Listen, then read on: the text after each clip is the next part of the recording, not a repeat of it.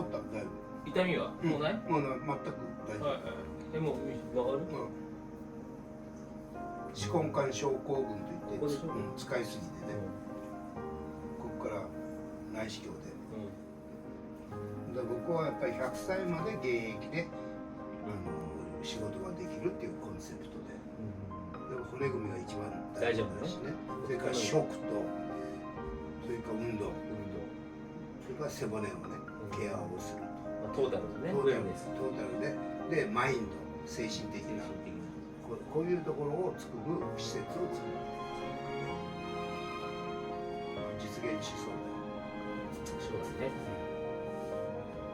アイデアそしたらガンセットクリニックみたいな。そう。泊まれる場所があったり。感じで病気をしない体を作る。で、がんにかからない体を作る。要望ね。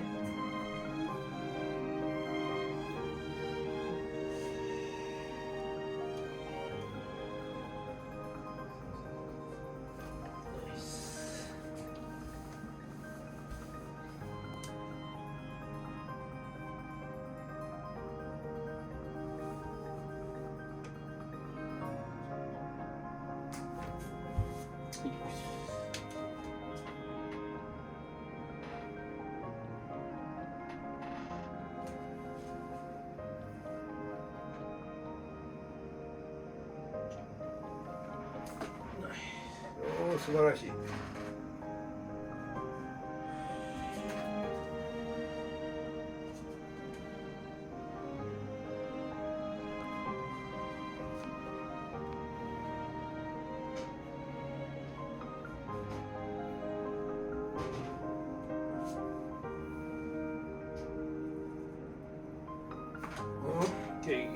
最高だ。よっしゃ。よし。はい。よし。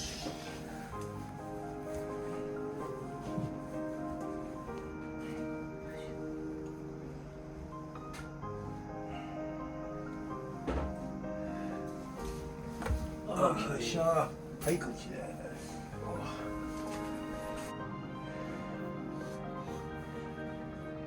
はい、深呼吸。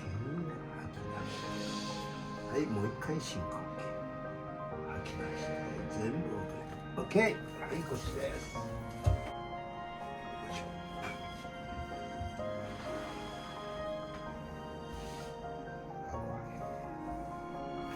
よいしょ。